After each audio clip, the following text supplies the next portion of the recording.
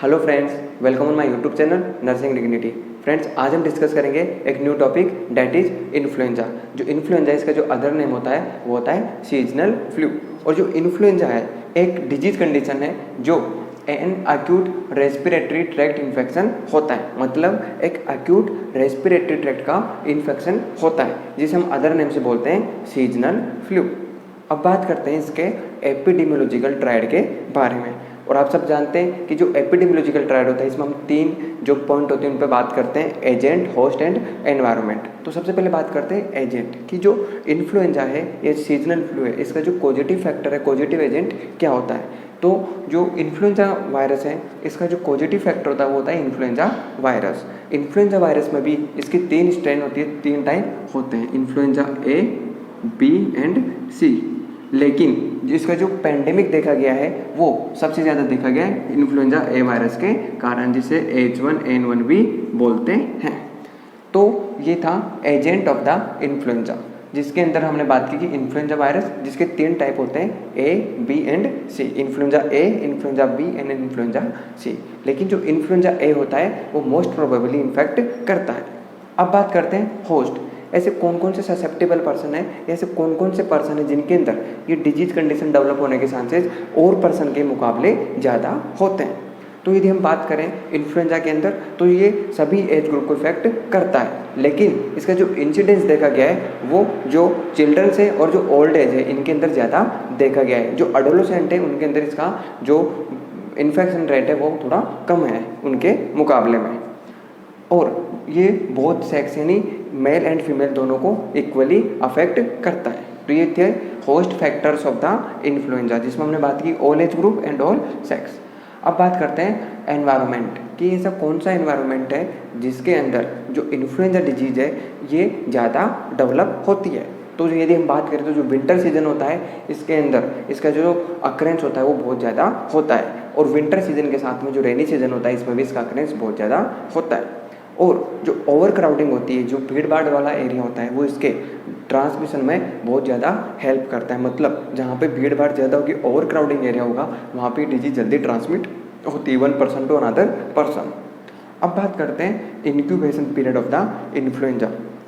Incubation period का मतलब होता है कि जब से इन्फ्लुएंजा वायरस हमारी बॉडी या होस्ट बॉडी के अंदर एंटर करता है और जब तक ये अपना first sign and symptom appear करता है तो इस पीरियड को हम बोलते हैं इनक्यूबेशन पीरियड। तो जो इन्फ्लुएंजा है इसका जो इनक्यूबेशन पीरियड होता है वो होता है 18 टू 72 आवर्स। ध्यान रखना मैंने आवर्स बोला है, 18 टू 72 आवर्स इसका इनक्यूबेशन पीरियड होता है।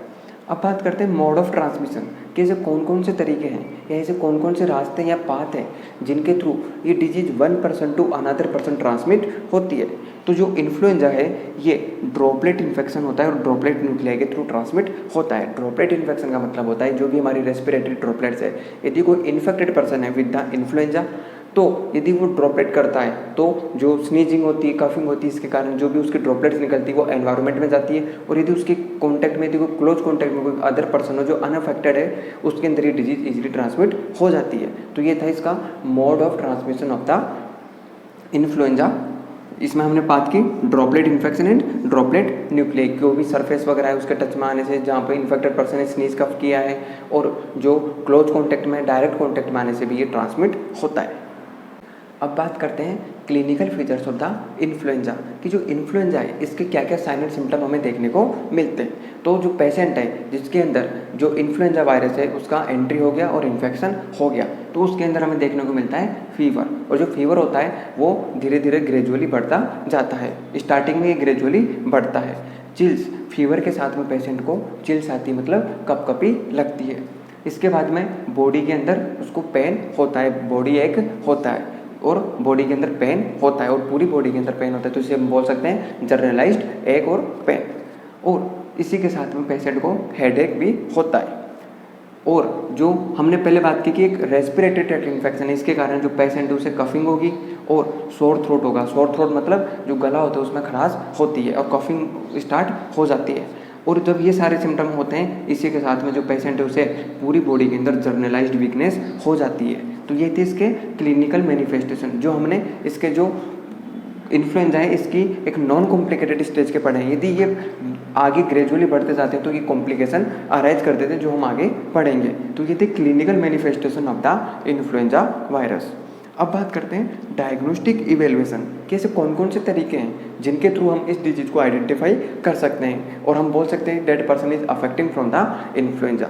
तो सबसे पहले हम हिस्ट्री कलेक्शन करते हैं। जो पेशेंट है उसकी हिस्ट्री कलेक्शन लेंगे, उसका क्लिनिकल एग्जामिनेशन, फिजिकल एग्जामिनेशन करते हैं। इसके बाद में जो वायरस आइसोलेशन किया जाता है, फ्लोरोसेंट एंटीबॉडी जो टेस्ट होता है वो किया जाता है, और साथ में जो सीरोलॉजिकल टेस्ट होते हैं वो भी हम परफॉर्म करते हैं, जिससे हम डिटेक्ट कर सकते हैं पेशेंट के अंदर से उसके जो पॉजिटिव एजेंट है उसको डिटेक्ट कर सकते हैं। तो ये थे diagnostic evaluation of the influenza, जिसमें हमने बात की virus isolation and serological test.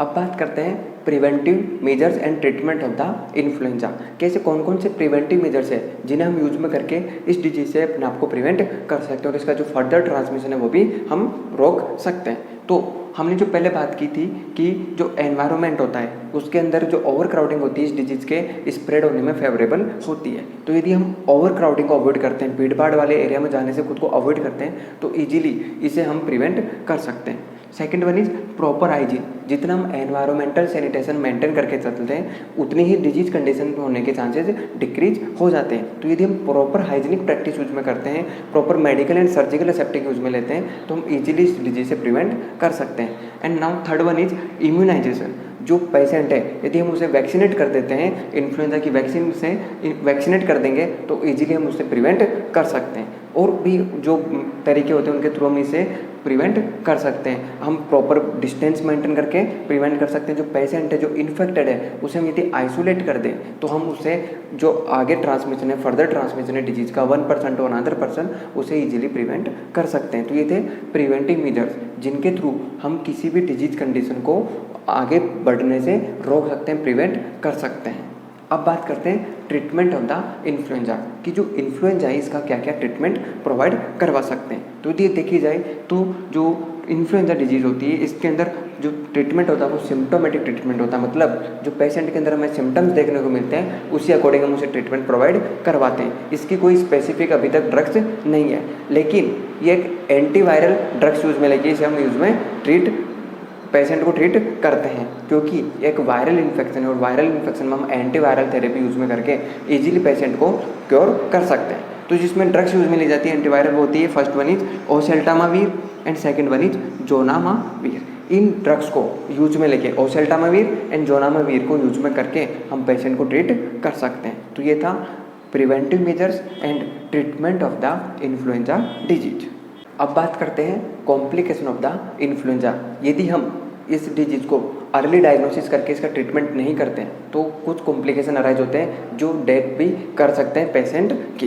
तो हम यदि देखें कॉम्प्लिकेशन ऑफ इन्फ्लुएंजा, इसमें से first one is shortness of the breath. जो पेशेंट है इसे धीरे धीरे जो ब्रीदिंग प्रॉब्लम है वो स्टार्ट हो जाती है, मतलब डिस्निया होना स्टार्ट हो जाता है, और जो बाद में ये आगे लीड करता है न्यूमोनिया को और COPD मतलब क्रोनिक ऑब्स्ट्रक्टिव पल्मोनरी डिजीज को, इनको कंडीशन को लीड करता है।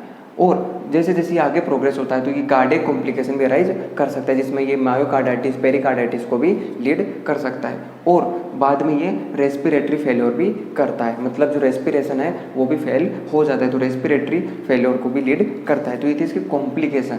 यदि हम इसे प्रॉपरली क्योर नहीं करते हैं तो ये कॉम्प्लिकेशन अराइज हो सकते हैं, shortness of the breath, pneumonia, COPD, cardiac complication, respiratory failure. और यदि फिर भी क्योर नहीं करते हैं तो जो पेशेंट है उसकी डेथ भी हो सकती है, पेशेंट की डेथ भी हो सकती है। तो ये थे कॉम्प्लिकेशन ऑफ द इन्फ्लुएंजा। इसी के साथ आज का हमारा जो टॉपिक इन्फ्लुएंजा कंप्लीट होता है। यदि आपको हमारा वीडियो अच्छा लगा तो वीडियो को लाइक कीजिएगा, आपके कोई भी सजेशन है कमेंट बॉक्स में सजेस्ट कीजिएगा, और हमसे जुड़े रहने के लिए चैनल को सब्सक्राइब कीजिएगा। Thank you.